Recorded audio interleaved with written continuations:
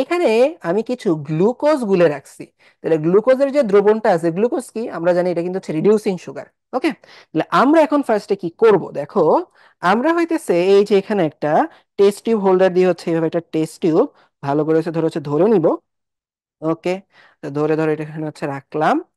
আর এখানে আমরা শুরুতে এই যে দেখো এখানে হচ্ছে আমাদের একটা স্পিরিট ল্যাম্প আছে। স্পিরিট ল্যাম্পটার মধ্যে ধরো আগুনটা পরেই দাঁড়াই, দাঁড়াও। আগে হচ্ছে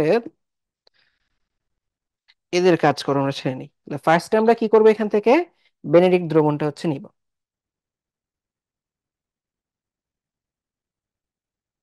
এই যে দেখো আমরা টেস্ট টিউবটা নিলাম, এর মধ্যে হচ্ছে বেনেডিক্ট দ্রবণটা হচ্ছে দিলাম,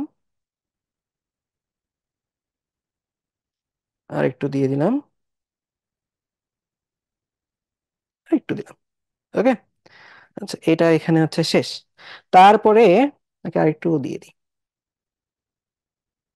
সুন্দর কালার। এরপর চলো আমরা এখন এখান থেকে কি করব, এই যে গ্লুকোজের যে দ্রবণ, এখান থেকে আমরা অল্প একটু গ্লুকোজের দ্রবণ এখানে দিয়ে দিলাম। ওকে, এখন আমাদের এখান থেকে যে কাজটা করতে হবে, আমরা এটা এখানে হচ্ছে রাখি। এরপর এখানে আমরা একটু আগুন জ্বালাই আনি।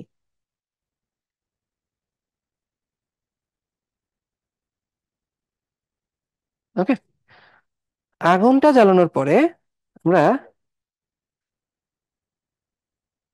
আমরা হচ্ছে এই জিনিসটা এখানে তাপ দিব। দেখো এটা কি কালার, এটা কিন্তু হচ্ছে একটু নীলচে একটা কালার, খেয়াল করছো? নীলচে কালার। এটা যখন আমি তাপ দিব দেখবা আস্তে আস্তে সে সবুজ থেকে একটু হলুদ হয়, হলুদ হয়ে হইতেছে একটু কালার চেঞ্জ করে করে সে একটু হইতেছে একটু লাল হয়, কমলা হয়, পরে ইটার মতো লাল হয়ে যায়। তাহলে দেখো আমরা তাপ দিতে থাকি,